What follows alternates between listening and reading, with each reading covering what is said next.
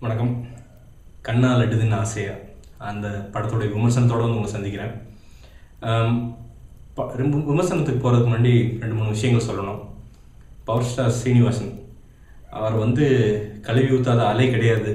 அவ்வளோ கேவலமாக on screen off screen நிறைய பேர் டிவி ப்ரோக்ராமில் பார்த்திங்கன்னா நிறைய கம்பேரர்ஸ் கோபி மாதிரி ஆட்கள்லாம் நிறைய காமெடி பண்ணியிருக்காங்க.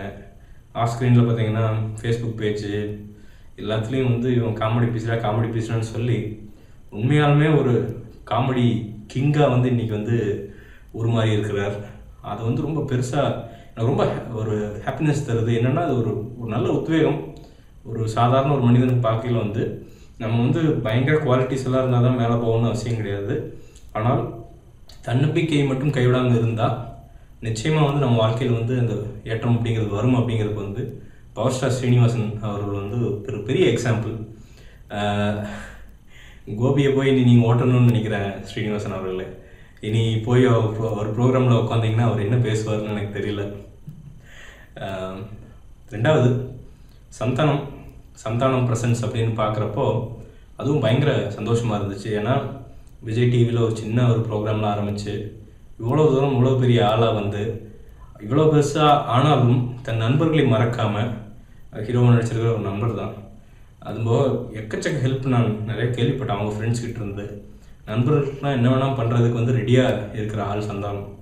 ஸோ அவர்களை மறக்காமல் மனதில் வைத்துக்கொண்டு ஒரு வாய்ப்பு வழங்கி அவர்களையும் ஏற்றிவிட மனது இருக்கிற சந்தானம் அவரையும் பார்த்தா வந்து ரொம்ப வியப்பாக இருக்குது, பெருமையாகவும் இருக்குது. 3வது தன் நண்பருக்கு உதயநிதி ஸ்டாலின் இப்போ தான் ரீசெண்டாக நண்பர்களானாங்க சந்தானம் உதயம். ஆனாலும் இந்த படத்தை வந்து மிக சிறப்பாக தமிழ்நாடு பூரா டிஸ்ட்ரிபியூட் பண்ணி தந்திருக்கிறது. ஏன்னா டிஸ்ட்ரிபியூஷன் பற்றி கொஞ்சம் தெரிஞ்சங்காட்டிக்கு நான் சொல்கிறேன். படம் எடுக்கிறது ஒரு பெரிய பெட்டரே கிடையாது. அது டிஸ்ட்ரிபியூட் பண்ணுறது எவ்வளோ கஷ்டம். அது யாராக இருந்தாலும் சரி, அது வந்து ஒரு உலகமாக கஷ்டம். அது தன் நண்பருக்காண்டி உள்ள களமிறங்கி கேட்பீங்க அப்புறம் லாபம் வருதில்லை அப்படின்னு. லாபம் வருது மேட்ரு கிடையாது, அதை பண்ணி பார்த்தா தான் அதோடைய கஷ்டம் தெரியும். நண்பருக்காண்டி வந்து உள்ளே இறங்கி இப்படி வேலை செஞ்சு ஒரு வெற்றி படத்தை தனதாகி கொண்டிருக்கிற உதய் அவரை பார்த்தாலும் ரொம்ப பெருமையாக இருக்குது. தமிழ் சினிமாவுக்கு உதய் மாதிரி ஆட்கள் நிச்சயமாக வேணும். நான் வந்து பர்சனலாக அவங்க ஃப்ரெண்ட்ஸ் அவங்ககிட்ட தெரிஞ்சதில் நான் சொல்கிறேன். நான் தமிழ் சினிமாவுக்கு அதோட முன்னேற்றத்திற்கு வந்து உதய் மாதிரி ஆட்கள் வந்து பெருசாக உதவுவாங்க அப்படிங்கிறது வந்து எனக்கு எந்த சந்தேகமே இல்லை. விமர்சனம் என்னத்தை சொல்கிறதுங்க.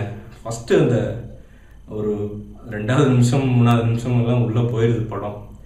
அந்த கதைக்குள்ளே போனதுலேருந்து கடைசி வரைக்கும் இன்று போய் நாளை வா அப்படின்னு பாக்கியராஜ் படம் அதோடைய தழுவல் தான் அது. ஆனால் அது மொத்தமும் அப்படியே எடுக்கலை.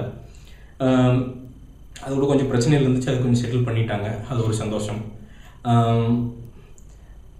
லாஃப் ரியட்டுங்க. ஃபஸ்ட்டு ஆஃபெல்லாம் வந்து வயிறு புண்ணாயிடுச்சு.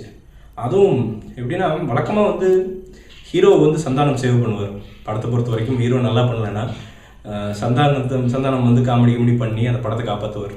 ஆனால் இப்போது சந்தானத்தை ஓவர்டேக் பண்ணி பவர் ஸ்டார் வந்துருக்கார். சந்தானம் வர்றப்போ 2 கைதட்டல் அப்படின்னா பவர் ஸ்டார் வர்றப்போ பார்த்தீங்கன்னா 200 கைதட்டல்கள். ஒரே தேட்டர் அல்லோலப்படுது.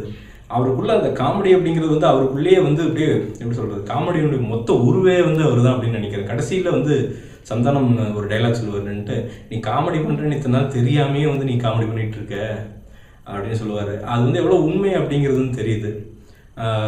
ஒரு மிகப்பெரிய காமெடி நடிகராக பவர் ஸ்டார் ஸ்ரீனிவாசன் வந்து இப்போ இருந்து உருவெடுத்தாருன்னா அது வந்து எனக்கு ஒரு பெரிய ஆச்சரியமே கிடையாது.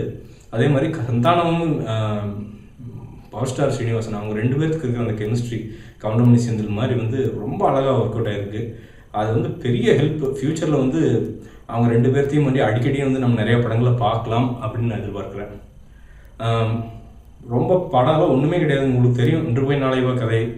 3 பேர் ஒரு பொண்ணை லவ் பண்ணுறாங்க, அதில் பிரச்சனை வருது. ஸோ அவங்க வீட்டுக்குள்ளே போய் அந்த ஆட்களை ஐஸ் பிடிச்சி அப்புறம் அந்த பொண்ணு மனதில் இடம் பிடிக்க ட்ரை பண்ணி அப்புறம் கடைசியில் என்ன ஆகுது அப்படின்ட்டு ரொம்ப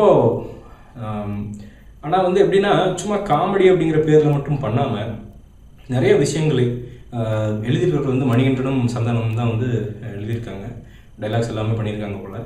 ரொம்ப சென்சிபிளான டைலாக்ஸ். சென்சிபிளாக என்னென்னா நம்மளை சிரிக்க வைக்கிறது தான் சென்சிபிளுங்க.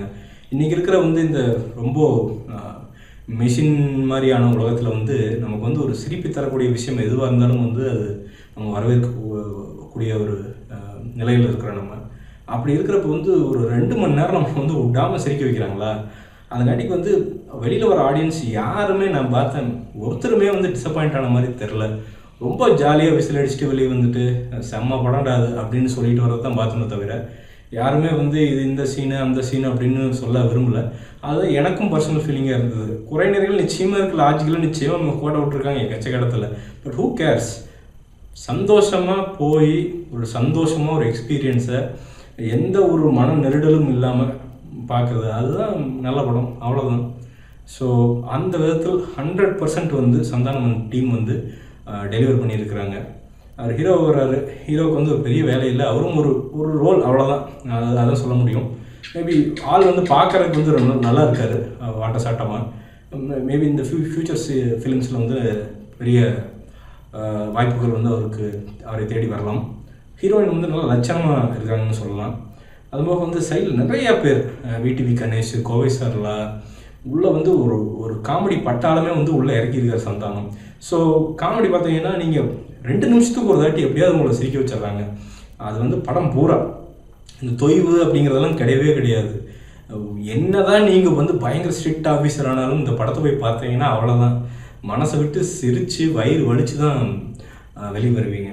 குறிப்பிட்டு சொல்லக்கூடியவர் வந்து பார்த்தீங்கன்னா இதில் வந்து தமன் மியூசிக் போட்டிருக்காரு. சும்மா ஏதோ ஒரு சாதாரண படம் தானே அப்படின்ட்டு வந்து ஏனோ தானேன்னு மியூசிக் போடாமல் ரொம்ப பார்த்து பொறுமையாக அந்த காமெடிகளுக்கு வந்து மெருகேற்ற மாதிரி மியூசிக்கை அமைத்திருக்கிறார். தேவையில்லாத இடங்களில் வந்து அதாவது தேவை இருக்கிற இடங்களில் மட்டும் இசையை உள்ளே புகுத்தி நல்ல காமெடிகள் வந்து முக்கியத்துவம் பெறுகிற விஷயத்தில் வந்து சைலண்ட்டாக இருந்து ஒரு படத்தை வந்து ரொம்ப நல்ல விதத்தில் வந்து என்ஹான்ஸ் பண்ணியிருக்கார் தமன்.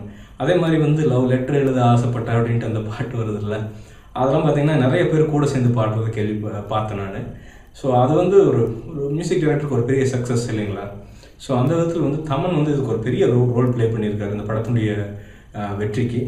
பவர் ஸ்டார் ஒன்றுமே கேட்கவே வேண்டியதில்லை, வந்து நின்னாலே கைதட்டல், அவர் அடிக்கிற கூத்து கொஞ்சம் நஞ்சம் இல்லை, பரதநாட்டியமெல்லாம் ஆடுறதெல்லாம் பார்த்தா விழுந்து சிரித்தேன் நான். ஏன்னா அது எப்படி சொல்கிறதுன்னு தெரிலிங்க. அவர் வந்து பர்ஃபெக்ட் ஆக்டர் அப்படிலாம் கிடையாது. பட் தென் அவர் வந்து முதல்ல இப்போ தான் பெரிய ஸ்க்ரீனில் வந்து நம்ம போய் பார்க்குறனாலாம் நிறைய பேர் அப்படி தான். ஸோ பார்க்குறப்போ வந்து அது ஆட்டோமேட்டிக்காக வந்து சிரிப்பு வந்துடுது. வாழ்த்துக்கள் power star and co. And இதில் வந்து ஸ்பெஷல் அப்பியரன்ஸ் அப்படின்ட்டு சிம்புவும் கௌதம் மேனனும் வராங்க. பெரிய மனசு 2 பேர்த்துக்கும் ஒரு பைசா கூட சார்ஜ் பண்ணாமல் சிம்பு மாதிரி ஆளுலாம் வந்து 3-4 நாள் வந்து ஷூட்டிங்குள்ளே வந்து ரொம்ப டெடிக்கேட்டடாக நடித்து கொடுத்து, அதுபோக வந்து இந்த படத்துக்கு நிறைய கைடன்ஸ் தந்து நல்லா பண்ணுங்க அப்படின்னு. அதுக்குள்ள இப்போ ஒரு மனசு வேணும், சும்மா பண்ண முடியாது. இப்போ அது ஈகோ நிறைந்த அந்த தமிழ் சினிமா உலகத்தில் வந்து சிம்பு மாதிரி ஆட்கள்லாம் பார்க்குறது வந்து ரொம்ப ரேர். அவர் வந்து மோசம் சொல்லிகிட்டே தான் இருப்பாங்க. பட் தென் அவர் கீழே போகிறது இல்லை, ஏன்னா அவர் என்னங்கிறது அவருக்கு தெரியும், அவங்க ஃபேன்ஸுக்கு தெரியும். ஸோ அவரும் ஒரு பெரிய ஹெல்ப்பு, கௌதமுக்கும் ஒரு பெரிய நன்றி வந்து அந்த டீம் வந்து சொல்லணும் நிச்சயமாக. மொத்தத்தில்ங்க, ஏன்னா இது ஒரு டிபார்ட்மெண்ட்டாக போகணும் அவசியமே கிடையாது. ஒரு லா ஆஃப் ரியேட்டு நீங்கள் வந்து போயிட்டு எந்த கவலையும் இல்லாமல் உங்கள் குடும்பத்தோட போகலாம். ஏன்னா உள்ளே வந்து இப்போ ரொம்ப வல்கரால எந்த விஷயமும் வந்து உள்ளே வைக்கல. ரொம்ப குழந்தைகள்லேருந்து எல்லாருமே வந்து ஜாலியாக உட்காந்து பார்த்து என்ஜாய் பண்ணக்கூடிய விஷயங்கள் தான் நிறையா இருக்குது. ஸோ சில இடங்கள்லாம் வந்து சும்மா அந்த பெண்களை வந்து அட விட்டுருக்குறாங்க. பட்டு அதை வந்து கம்ப்ளைண்ட் பண்ண முடியாது, மாற்றிக்குவாங்க, இன்னும் வர வர சினிமா மாறிடும். ஆக மொத்தத்தில் ரொம்ப மனநிறைவான ஒரு படம் வந்து கண்ணால் அடிதுன்னு ஆசையாக.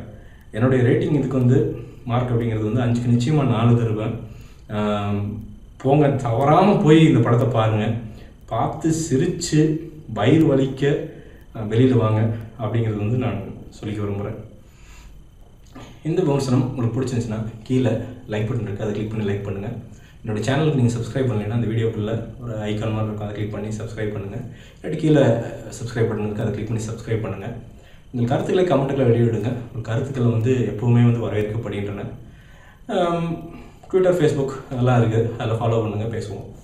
மீண்டும் ஒரு விமர்சனம், முன்னோட்டம் இல்லாட்டி வீடியோவுடன் கூடிய விரைவில் உங்களை சந்திக்கிறேன். அதுவரை நன்றி, வணக்கம்.